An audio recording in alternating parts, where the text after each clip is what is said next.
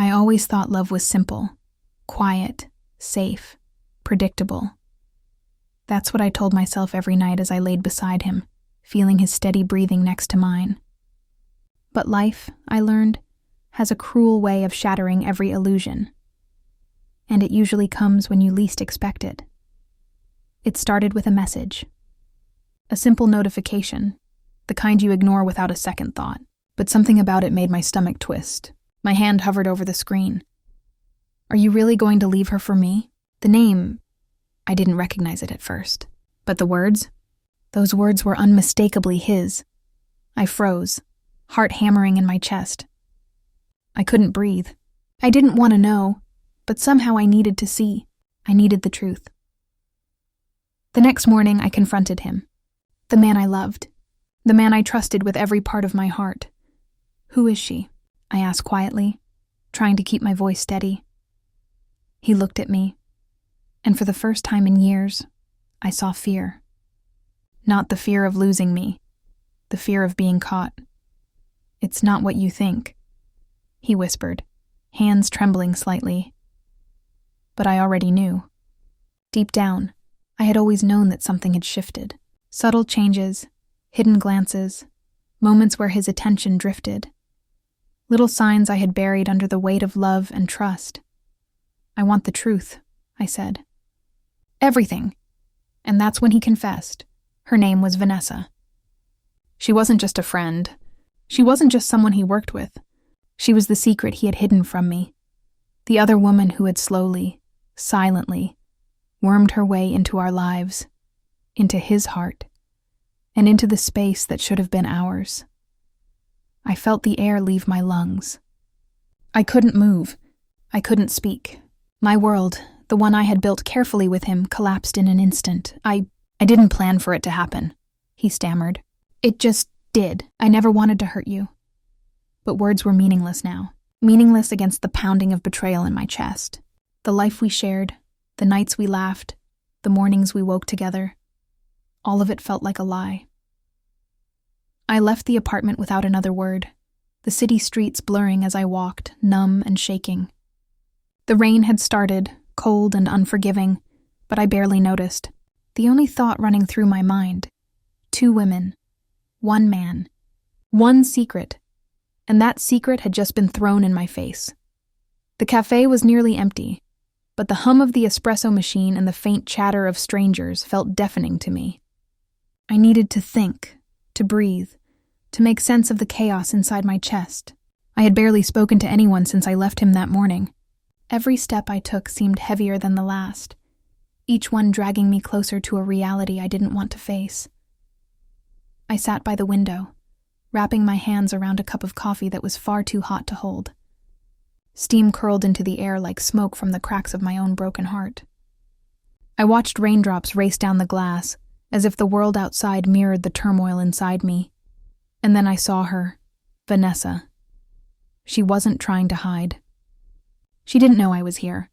She walked into the cafe, smiling, hair falling in soft waves over her shoulders. She laughed at something a friend said, completely unaware that I was watching, completely unaware of the storm she had stirred. My chest tightened.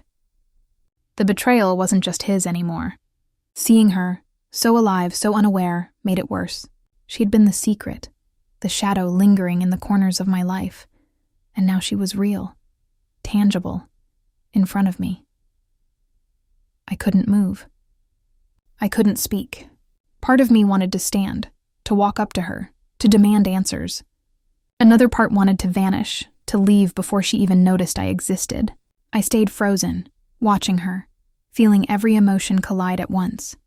Anger, heartbreak, jealousy, sorrow. Then he appeared. My heart caught in my throat before I realized he was behind her, talking, laughing in a way that had once made me feel like I belonged. But now it felt like poison. I wanted to scream, to tear something apart, to shatter everything in sight. Instead, I stayed hidden, observing them, feeling the weight of 1,000 unspoken truths. How long had this been going on?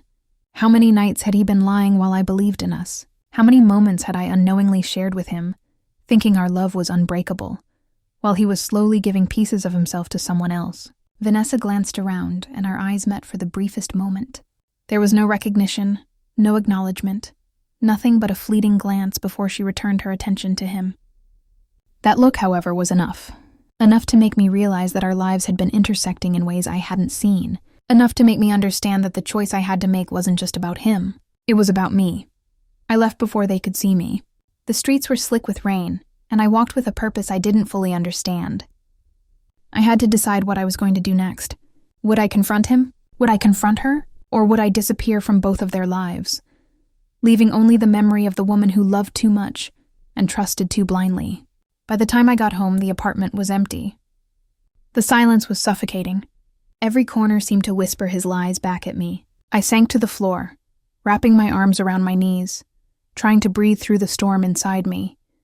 And then, a message appeared on my phone.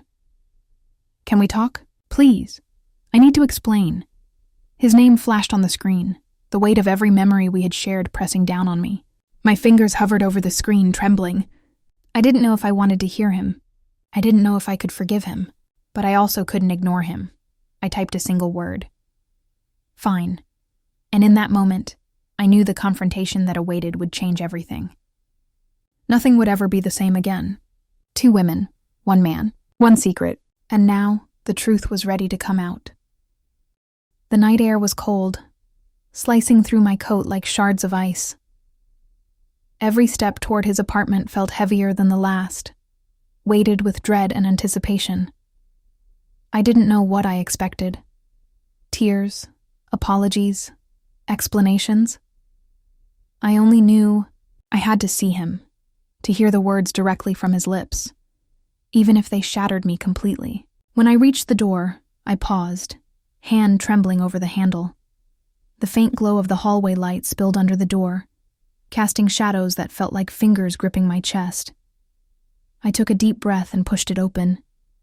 He was sitting on the edge of the couch, head in his hands, and when he looked up, his eyes were wide with guilt. But the moment I stepped inside, I saw her. Vanessa. Standing near the window, phone in hand, pretending to scroll, but her eyes flicked toward me. There was recognition there this time.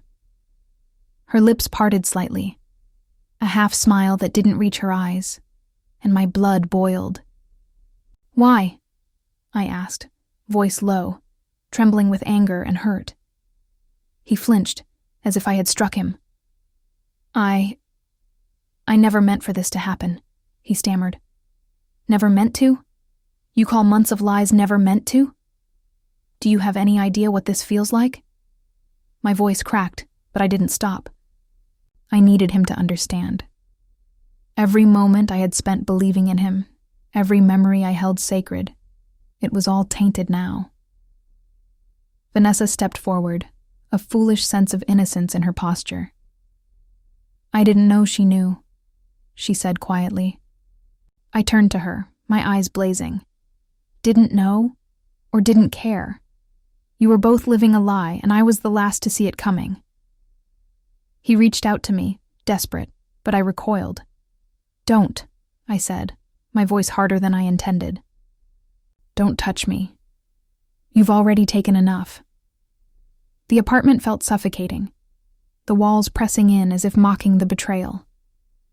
He looked at me, desperate, pleading, trying to speak. But I wasn't ready to hear anything yet.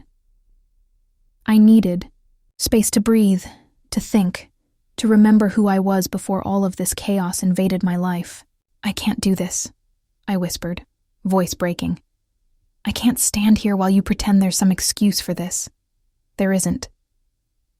Vanessa's face fell, and for the first time, I saw fear there. Fear of losing the man she thought she had. Fear of the truth. Fear of me. He sank back onto the couch, head in his hands again. "Please. I love you," he said, almost desperately. Love. The word rang hollow. How could he say that after all of this? After the lies, the secret messages, the stolen moments? I didn't answer. I couldn't. I turned, walking toward the door, each step echoing like a drumbeat of finality.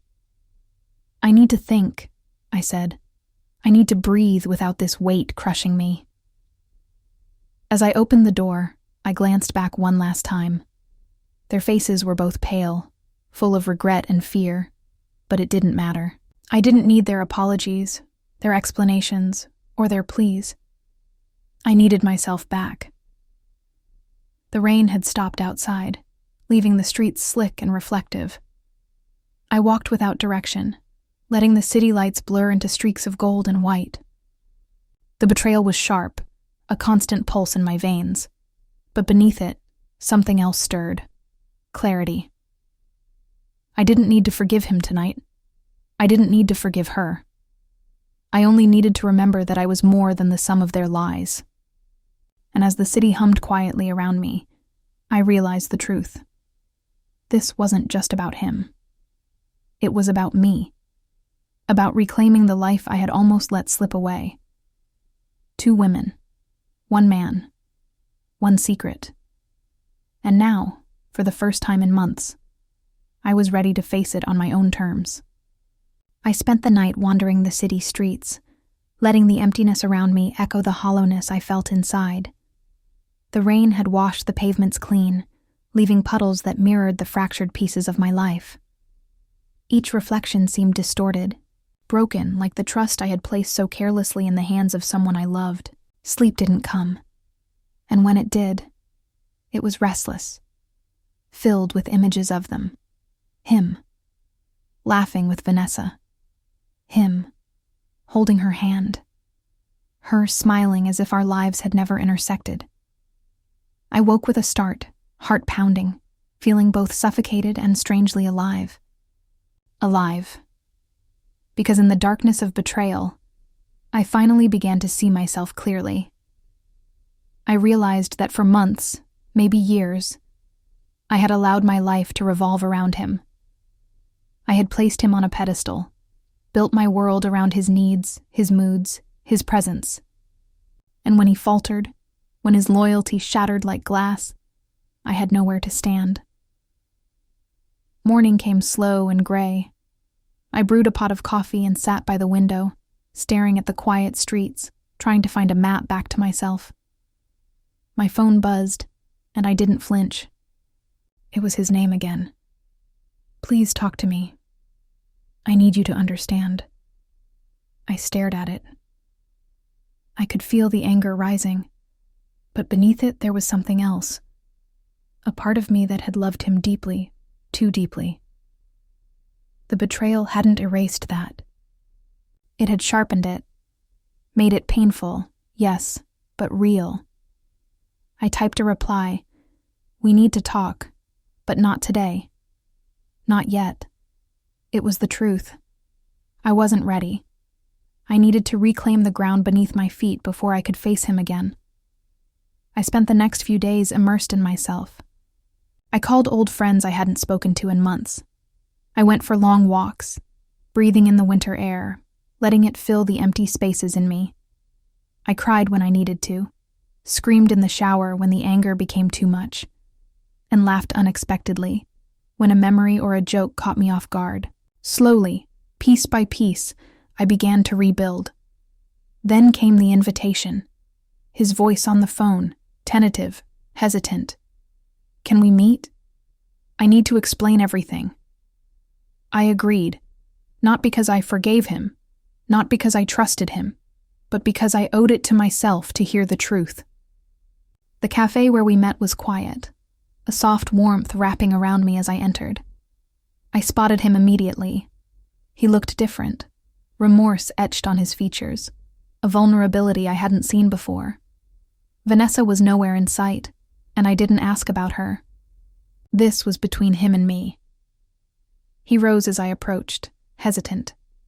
I know I've hurt you more than I can say, and I don't expect you to forgive me. I just need you to hear me." I sat, nodding. Words wouldn't come yet.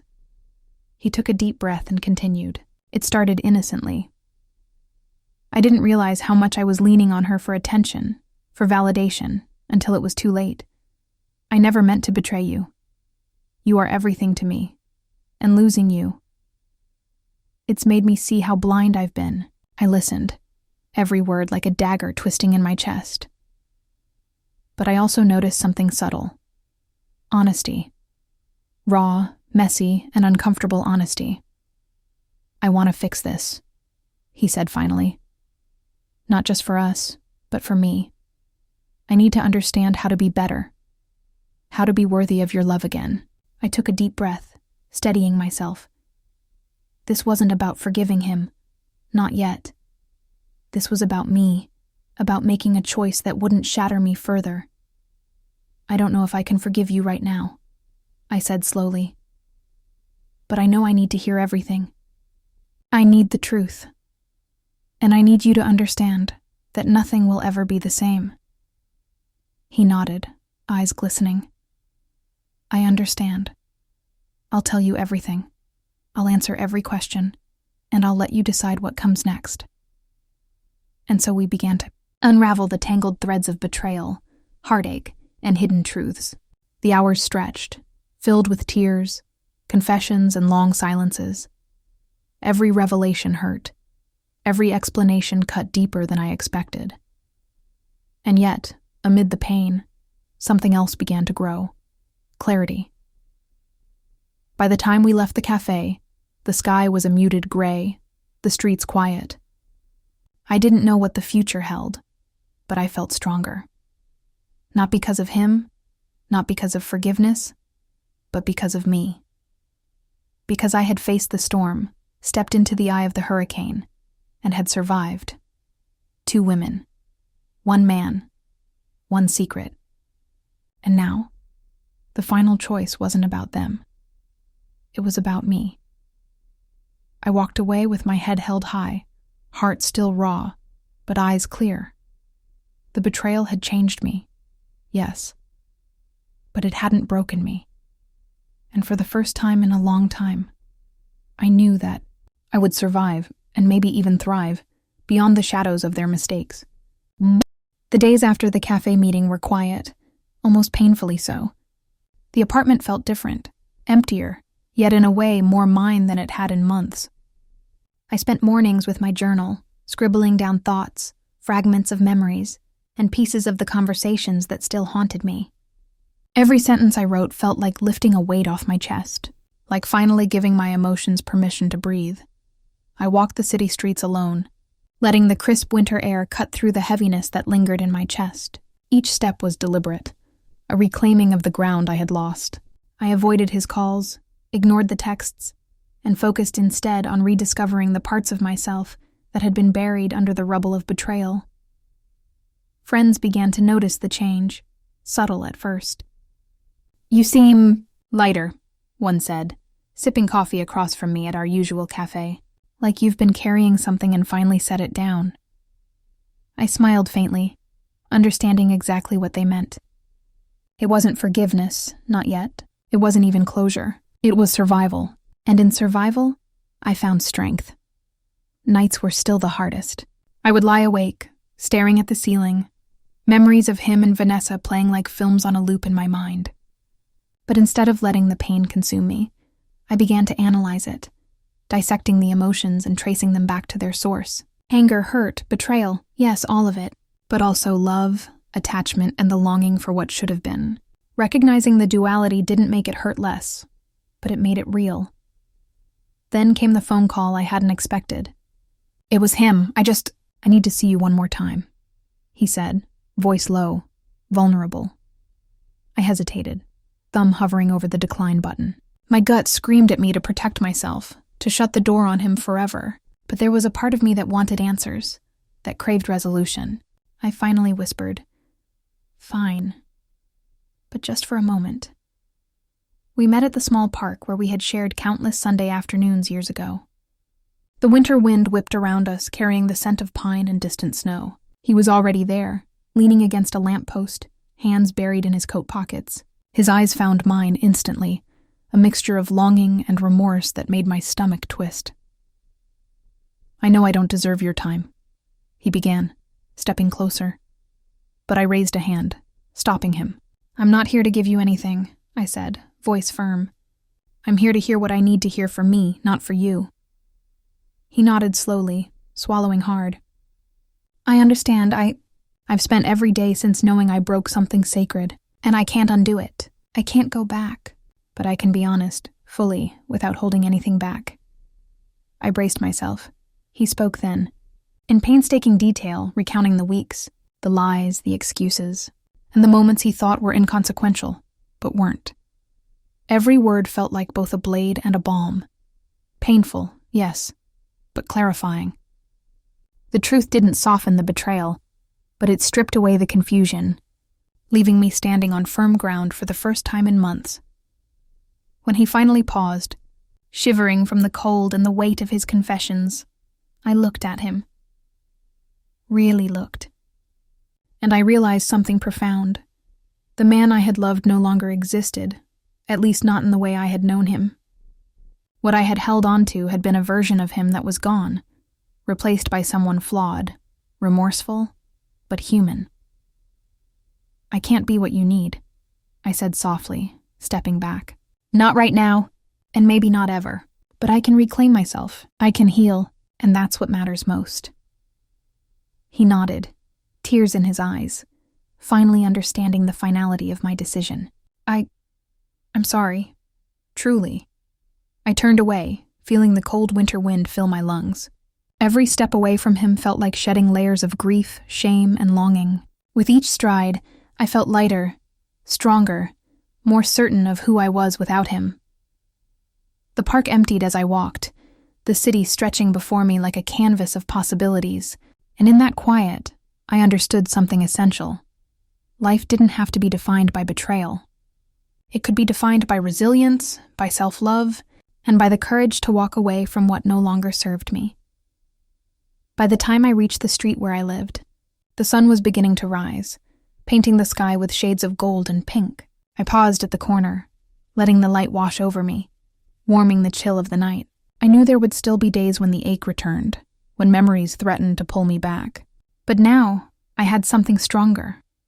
The knowledge that I could endure, that I could thrive, and that I could choose myself above all else. 2 women. 1 man, 1 secret, and now, a life reclaimed. The betrayal had taken much from me, but it could not take my strength, my dignity, or my capacity to love again. This time, starting with myself. And that, I realized as I walked into the morning light, was everything I needed. The days following that encounter in the park felt like emerging from a long, suffocating winter. Each morning, I woke with the lingering ache of what had happened, but also with a new sense of purpose. I was no longer waiting for him to apologize, for him to fix the damage, or for the past to make sense. I was learning to rebuild my world from the inside out, brick by brick, thought by thought, heartbeat by heartbeat. I began with the small things. My apartment, once cluttered with memories of him, became a sanctuary again. I cleared out photographs, gifts, and letters that tied me to a life I was no longer living.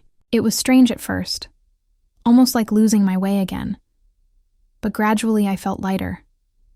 Each object I let go of was a piece of the weight lifted off my chest. Friends became my anchors. I reached out to those who had always been there but whom I had neglected during the storm of my heartbreak.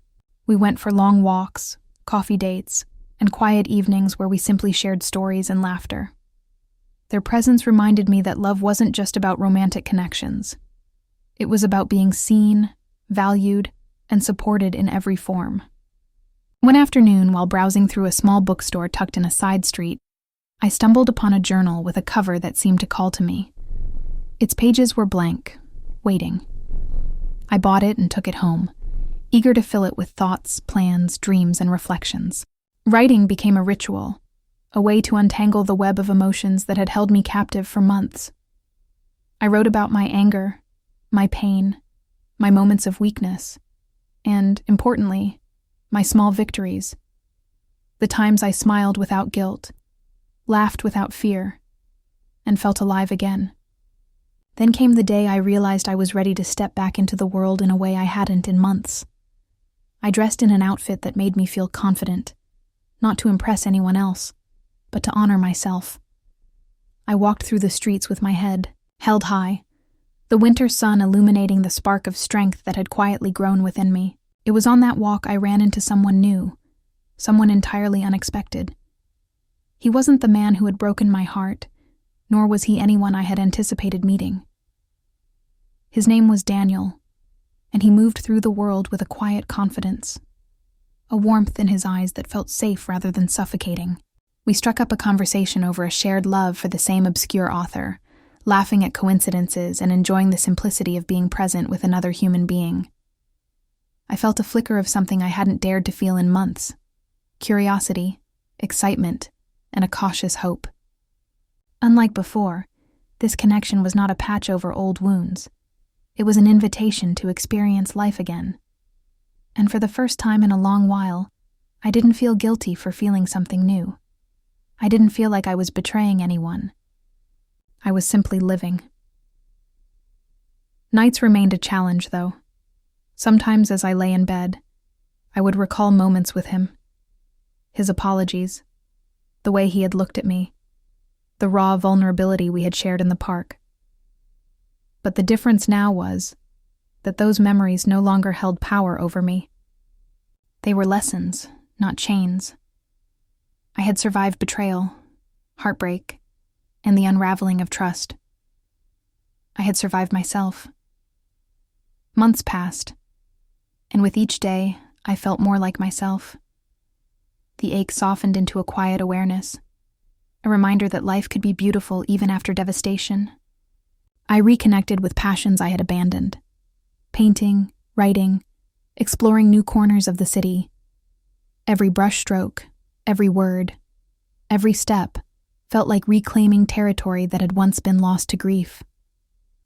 One evening, I sat in a cafe that reminded me of the one where I had first learned to confront my pain. The aroma of coffee, the soft murmur of conversations, and the glow of warm lights made it feel like a cocoon. I watched people around me, couples laughing, friends chatting, strangers lost in thought, and I realized that life was still moving, still offering moments of connection and joy. And I was here, fully present, finally unafraid to participate. Daniel joined me, his smile easy, his presence comforting. We talked about books, music, and small dreams. It was simple, yet profound. I realized then that life didn't always have to be about dramatic twists, heartbreaks, or moments of intense clarity. Sometimes it was about showing up, being honest with yourself, and allowing the small, beautiful moments to accumulate into something meaningful. I no longer feared the past. I no longer questioned my worth. I had been betrayed, yes, but I had also been strengthened. I had learned that love was not a trap, but a teacher.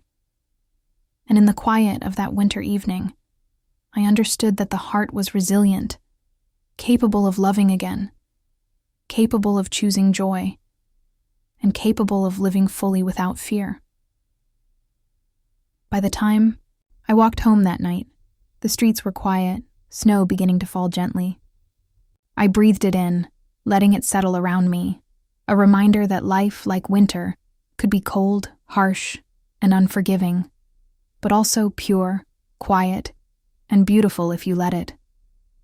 I was no longer the woman defined by betrayal. I was the woman who had faced it, survived it, and emerged stronger. And that strength, I realized with a quiet smile, was the beginning of a new story, one written entirely by me. The days blurred into weeks, but each day brought subtle shifts, small victories that I began to notice more keenly. I realized that healing wasn't linear. It wasn't a straight line from despair to happiness. Instead, it was a series of gentle turns, moments of clarity punctuated by waves of doubt. And yet, I could feel myself changing, quietly, but irrevocably. One afternoon, I found myself wandering to the old park where so much of my heartbreak had first settled. The benches were worn, the trees shedding their last autumn leaves, and the air had that crisp edge that hinted at winter's approach. I sat on the bench where I had first confronted him, closed my eyes, and breathed in the mixture of earthy leaves and distant city noise. It felt like reclaiming space, claiming ground that had been lost to memory and regret. My phone buzzed. Daniel. A simple message. Coffee later? There's a bookshop I want to show you. I smiled, feeling that familiar flicker of excitement, tempered by the calm knowledge that my heart was no longer fragile. I replied quickly, agreeing to meet him. When he arrived, he was carrying a tote bag filled with old books and a thermos of coffee. He smiled that quiet, reassuring smile of his, the one that made the world feel safe and unhurried. We walked together through the narrow streets, talking about the stories we'd read, the places we wanted to explore, and the small absurdities of life that made us laugh. It was ordinary and extraordinary all at once, a reminder that connection didn't always have to be dramatic to be profound. That evening I found myself thinking about him, the man who had broken my trust, who had caused a storm in my life. I realized I didn't feel anger anymore, not the sharp, consuming kind. Instead, I felt clarity. That chapter was over.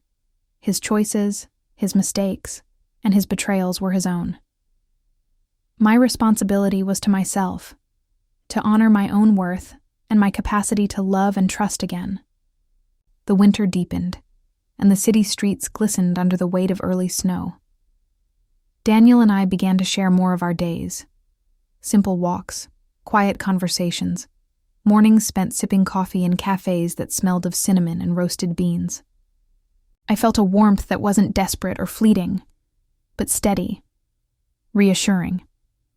With him, I could laugh freely, feel curiosity again, and let my heart open in ways I hadn't allowed for years. One particularly snowy evening, we walked together along a river path, the water reflecting the soft glow of streetlights.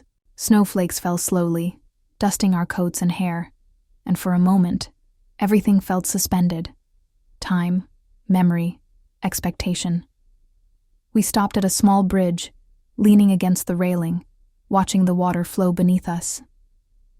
"Do you ever think about the past?" he asked softly, his breath visible in the cold night air. "All the time," I admitted. "But I've learned that the past is only dangerous if I let it define me. I can remember it, learn from it, and then let it go." He nodded, his hand brushing against mine. I didn't pull away, not because I wasn't careful, but because I trusted myself to be strong, to hold boundaries, and to recognize love that was healthy and present. That night, when I finally returned to my apartment, I paused by the window, watching the snow blanket the city. The lights reflected softly on the ice and rooftops, and I realized something profound. I had survived the storm. I had faced betrayal, heartbreak, and fear, and I had emerged not broken, but whole. The man who had once shattered my world no longer had power over my peace. I had reclaimed it, piece by piece, breath by breath, decision by decision. And in that reclamation, I discovered something that felt almost miraculous: the ability to trust again, to love without fear, and to believe that happiness could be quiet, steady, and enduring. I picked up my journal, the pages now filled with reflections, sketches, and plans. I wrote about the day, the snow, Daniel, and the way life could be both fragile and strong at once. Words flowed easily, carrying with them a sense of freedom I hadn't known in months. The next morning, sunlight filtered gently through the sheer curtains, casting a golden glow across the living room. Despite the calm exterior of the day, my mind was anything but still. Memories of last night's encounter flickered like fragile photographs in my mind. Daniel's reassuring presence, the brief, tense meeting with him. The man who had shattered my world. I had thought the past would stay buried, confined to shadows and late-night memories. But now it had surfaced again, demanding attention. Not in anger, but in quiet insistence. The fact that he had appeared so unexpectedly in the middle of the city reminded me of one undeniable truth. Life is unpredictable, and closure is often fleeting. I tried to distract myself. Coffee in hand, I stepped onto the balcony and let the crisp morning air fill my lungs. The city hummed beneath me, a symphony of life continuing as if nothing had happened. And yet nothing about my life felt normal anymore. My phone buzzed on the counter. A message from Daniel. Meeting tonight, just us. No distractions. I smiled, a small, soft curve of relief. That was exactly what I needed. Stability, companionship, a space where I could exist without fear of reminders from the past. The hours passed slowly. I tidied the apartment, organized the books on the shelf, and even managed to call a few old friends I hadn't spoken to in months. But every small sound from outside, a shout, a honk, a passing car, seemed to echo with the memory of him. I couldn't escape it entirely, and I didn't want to. Part of me needed to remember, to acknowledge that the hurt had shaped me. That acknowledgement made me stronger, not weaker. As evening descended, Daniel arrived, carrying 2 takeaway boxes from our favorite Italian place. His smile was wide, genuine, and effortless, a stark contrast to the tension that had shadowed my week. "I hope you're hungry," he said, handing me a box. "I figured we could eat here, watch a movie, just breathe for a while."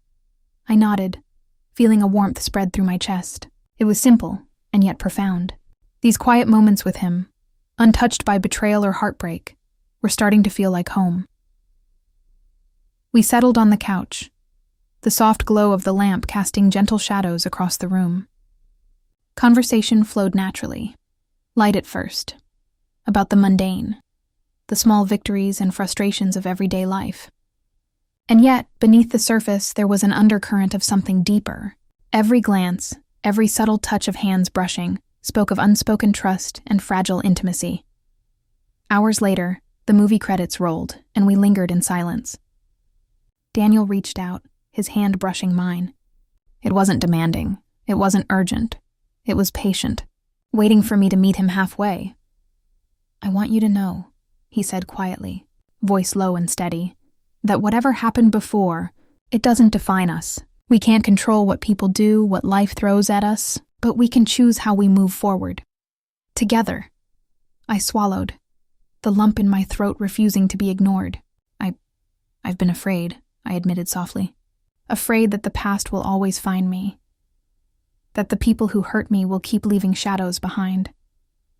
He squeezed my hand gently. "They might. Shadows exist everywhere, but you're not walking through them alone anymore, and you don't have to carry the weight alone either." For the first time in months, I allowed myself to fully exhale, to let the tension slip from my shoulders. The fear that had held me captive began to dissolve, replaced by a cautious hope. Later, as I prepared for bed, I caught a glimpse of myself in the mirror. The woman staring back was different, not because of scars or memories, but because of resilience. The heartbreak, the betrayal, the encounters with the past, all of it had shaped me, yes. But it hadn't broken me. And as I climbed into bed, Daniel's steady presence beside me, I realized something profound. Life would always have its storms, its unpredictable moments, and its shadows. But I had learned that even amidst the chaos, even with heartbreak lingering at the edges of memory, it was possible to find light. It wasn't instant. It wasn't easy, and it wasn't always free from fear, but it was real. And for the first time in a long time, I felt ready to live again. It had been almost a year, but that night still echoed in my bones, like an unfinished song that played only when the world grew quiet. I used to fear silence. It made the memories louder. But now, I was learning to listen to it, to hear what it was trying to teach me. I sat by the window of my small apartment, wrapped in a wool blanket, watching the city lights flicker through the drizzle. The hum of traffic below felt distant, almost unreal. Somewhere between those sounds, I found my peace, the kind that comes after chaos, the kind you don't brag about, just breathe in quietly. The kettle hissed behind me, pulling me back. I made myself a cup of chamomile tea, something gentle, something warm. I smiled faintly. A year ago, I would have poured wine instead. Healing changes your rituals. I looked around the apartment, my little sanctuary. There were plants now. Photos of sunrises, books stacked by the window, and no trace of him. No ghost of that night, just me, learning to be whole again. But peace, as I'd learned, isn't a destination. It's a guest, one that visits when you least expect it, and leaves when you cling too hard. That's when my phone buzzed. A message. Unknown number. Is this still your number? My breath caught. The name wasn't there, but I didn't need one. I knew who it was. Liam, a year of silence, and now this. For a long moment, I just stared at the screen, at those 6 simple words that pulled an entire storm back into my chest. He was the reason my world had shattered. The man who made promises like poetry, then broke them like glass. I typed nothing, deleted everything I thought to say. But curiosity, that stubborn, dangerous part of the heart, whispered louder than caution. Yes, it's me. The typing bubble appeared almost instantly. Can we talk? I didn't answer. I didn't have to. Because somewhere deep inside I already knew, healing doesn't erase the past. It teaches you how to face it without breaking again. I set the phone down and walked to the mirror. The woman staring back wasn't the same one from a year ago. Her eyes were steady. Her heart, scarred but still open. I remembered the girl who cried herself to sleep after that night, and I silently promised her, "We're not going back." The phone buzzed again. "I'm in town. I'd really like to see you." A part of me wanted to ignore it, but another part, the one that still believed closure was real, whispered, "Maybe it's time." So I typed, "Tomorrow." The cafe on 9th, 6 p.m. I hit send before I could change my mind. The familiar ache returned, not as pain this time, but as remembrance. That night, as rain painted the city silver, I knew this wasn't about love anymore. It was about truth. About reclaiming the voice I had lost. Morning came soft and gray. The sky looked like an old photograph, faded but beautiful. I dressed simply. Jeans, a white sweater, and the same coat I'd worn the night he broke me, a reminder that I could wear the past and still walk forward. The cafe was quiet when I arrived, the smell of coffee and baked bread wrapped around me like a memory, and then I saw him. Liam, same warm eyes, same charming smile, but now I could see through it. He stood as I approached. "Hey," he said softly. "Hey," I replied. We sat. The silence was thick, not angry, not awkward, just full of ghosts. He looked down, fidgeting with his cup. "I didn't know how to reach you. I thought about you every day." I smiled faintly, not out of affection but understanding. "We all think about what we lost," I said. "It doesn't mean we deserve it back." He sighed. "I didn't come here to ask for anything. I wanted to say I'm sorry for everything. For the first time I believed him, but that belief didn't mean I'd let him in again." "I know," I whispered, "and I forgive you. But I'm not the woman who waited anymore." He looked up, eyes glassy. "You seem different." "I am," I said. "You taught me that." The hard way. The air shifted, heavy, bittersweet. Outside, the rain had stopped. A faint ray of sunlight broke through the clouds. We talked for an hour. Not about love, but about life. How pain changes people. How endings can be beginnings if you let them. When he finally stood to leave, he smiled gently. "I'm glad you're okay, Emily." I nodded. "I'm better than okay." And as he walked out, I felt something I hadn't in a long time. Lightness. Like I'd set down the final stone I'd been carrying. That night, I stood by my window again. The city lights flickered like they always did, but something inside me had shifted. I wasn't the girl who broke that night anymore. I was the woman who rebuilt herself. One truth, one scar, one sunrise at a time, And as the rain returned, I whispered softly to the silence, "Thank you for the storm, because it taught me how to dance in it." The days after my confession were painfully quiet. The house felt haunted, not by ghosts but by memories. Every wall echoed with what used to be laughter, every photo frame felt like an accusation. I'd see our smiles frozen in time, and wonder how something that once felt eternal could fall apart so completely. I tried to move on, or at least pretend I was. But healing wasn't neat. It was messy, confusing, and brutally slow. Some mornings I'd wake up thinking I was fine, and by noon, the ache would return like a wave crashing through my chest. Jake hadn't contacted me. Neither had Emily, and that silence, it spoke louder than any argument ever could. It told me I was no longer part of their lives, and maybe that was what I deserved. One night, I sat by my window, staring at the city lights. Each one felt like a tiny life. Millions of people living, loving, breaking, and rebuilding.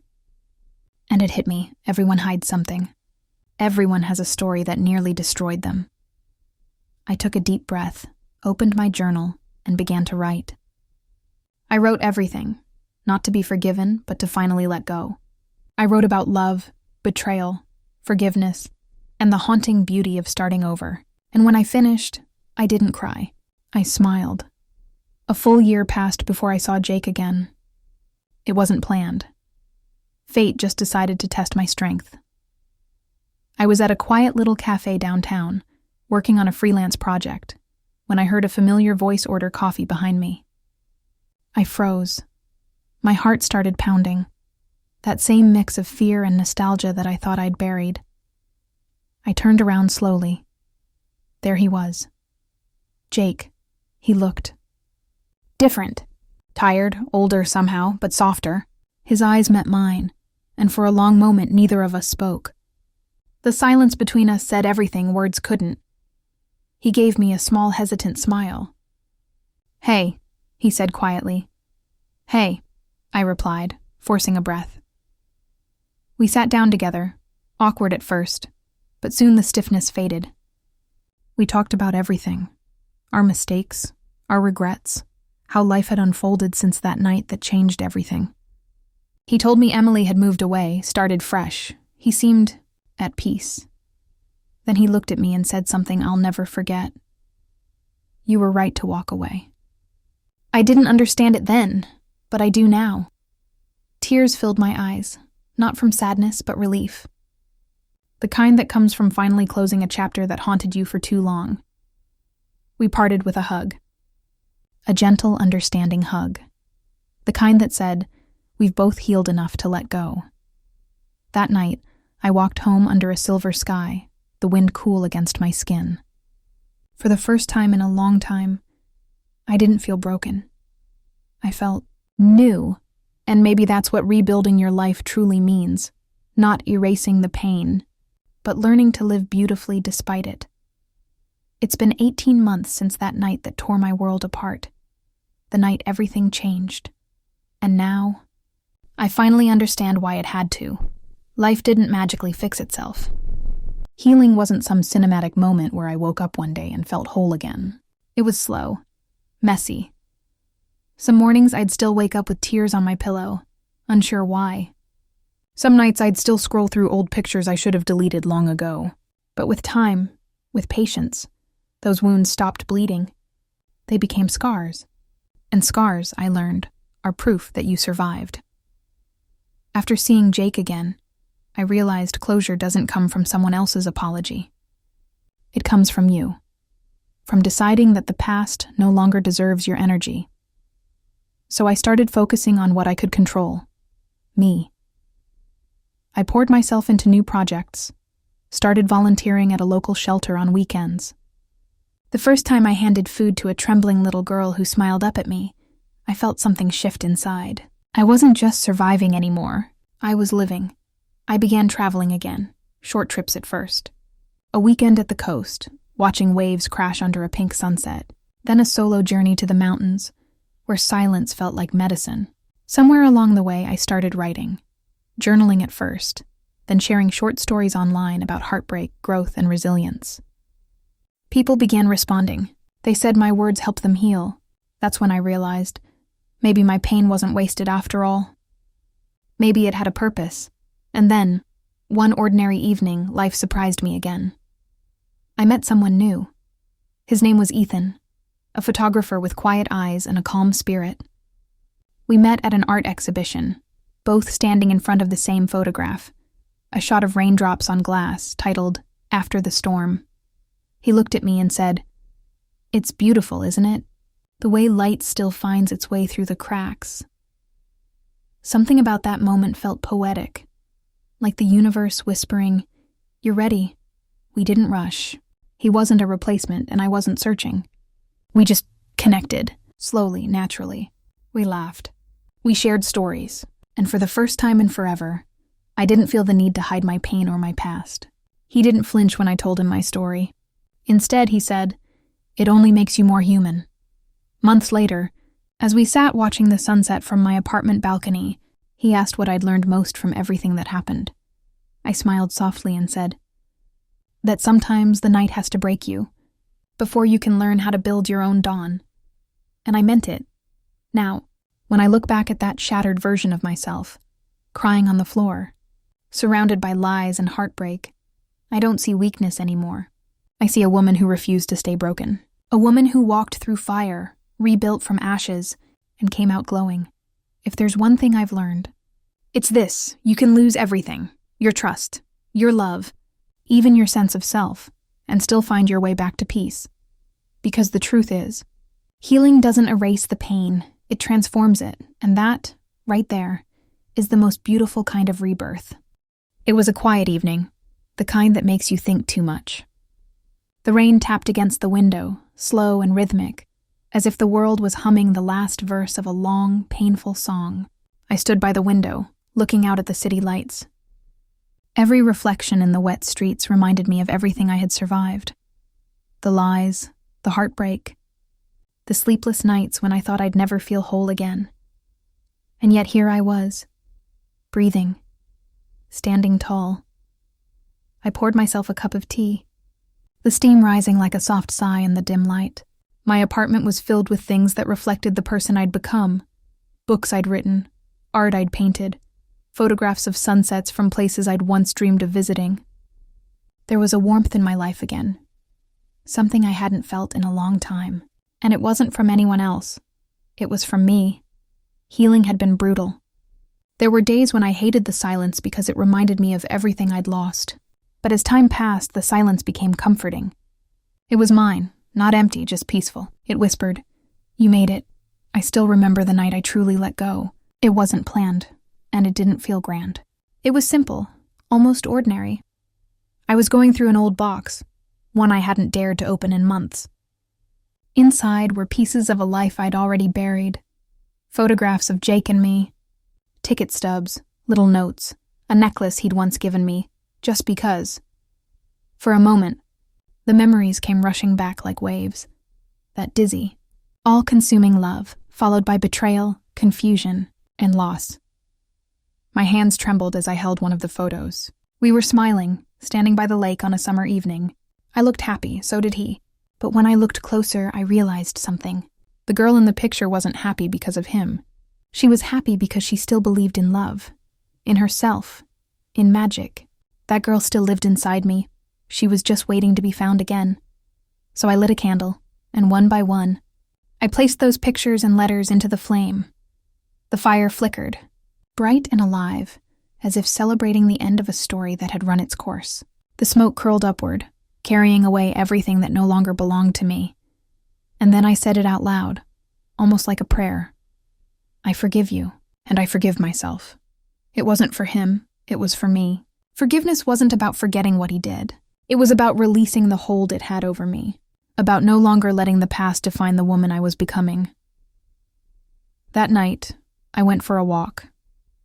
The rain had stopped and the air smelled clean, new. I looked up at the stars and smiled, realizing I hadn't done that in so long. Every step I took felt lighter, freer, like I was walking into a new version of my life. When I got home, I saw Ethan's message pop up on my phone. "Hope you're okay. I was just thinking about you." And for the first time, I replied without hesitation, not from fear or loneliness, but from a place of calm. I typed, "I'm more than okay. I think I'm finally free." Months passed after that night. Ethan became a part of my life, not as a savior, but as a companion. He never tried to fix me. He simply stood beside me while I rebuilt myself. There's a kind of love that doesn't rush in, that doesn't demand. It just stays. That's what he gave me. We traveled together, laughed often, fought sometimes, but always grew stronger. One evening, while watching the sun dip below the horizon, Ethan took my hand and said, "You know, I think the most beautiful thing about you is how you didn't let your pain turn you bitter. You turned it into art," and he was right. My pain became my paintbrush. My scars the storylines I now write to help others heal. My YouTube channel, the same one where I first shared my brokenness, had now become a space where people from all over the world came to listen, to heal, to cry, to feel understood. The comments weren't just numbers, they were lives. People saying, "You put into words what I couldn't." Sometimes I'd sit back, scroll through those comments and think, this is why it all happened.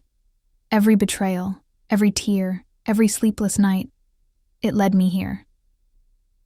Now, a year later, I stand in front of my mirror, wearing a white dress. Not for a wedding, but for myself.